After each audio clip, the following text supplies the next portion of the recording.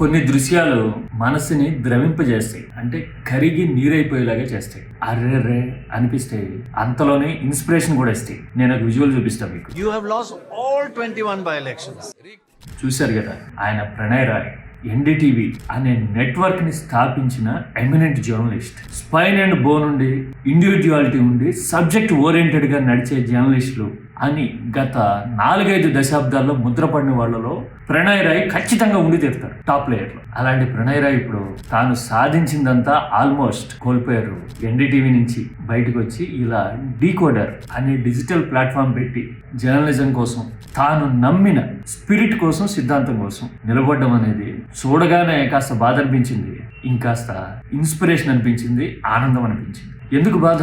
చూశారుగా, ఆయనే మైక్ పట్టుకున్నారు, ఆయనే మొబైల్లో షూట్ చేస్తూ ఉన్నారు.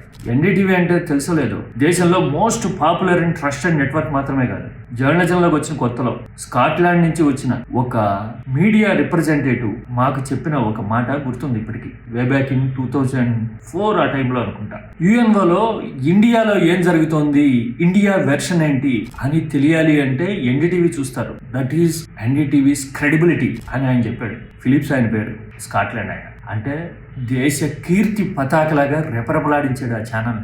అలాంటి ఛానల్ నుంచి ఆయన బయటకు వచ్చారు.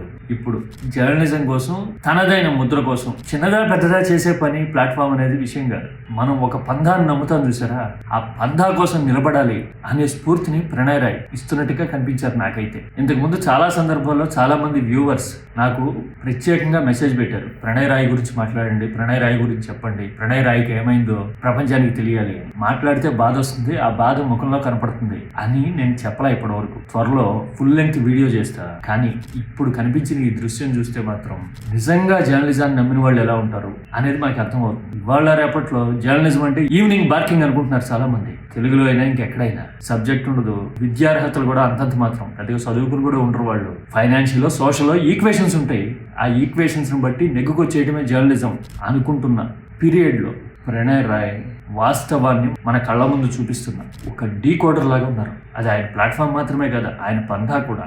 బహుశా ఏదో రోజు మళ్ళీ మెయిన్ స్ట్రీమ్ ఎరీనాలో ప్రణయ్ ఈజ్ బ్యాక్ అని చూపించే రోజు వస్తుంది అని ప్రగాఢంగా నమ్మే వాళ్ళలో నేను ఒకటి. గత ఎన్నికల సమయంలో 2024లో విజయవాడలో కవరేజ్కి వచ్చినప్పుడు ఆయన్ని ఇదే మాట అడిగితే, ఇలా డిజిటల్లోకి రావడం ఎలా ఉంది అంటే, no platform is so small to be there in అని ఆయన చెప్పిన మాట నాకు గుర్తుంది. బహుశా నేను కూడా ఇలా డిజిటల్లోకి రావడానికి ఆ మాట కూడా ఎంతో కొంత కారణమైంది అని చెప్పడానికి గర్వపడతాను. మీరే ఉంటారు?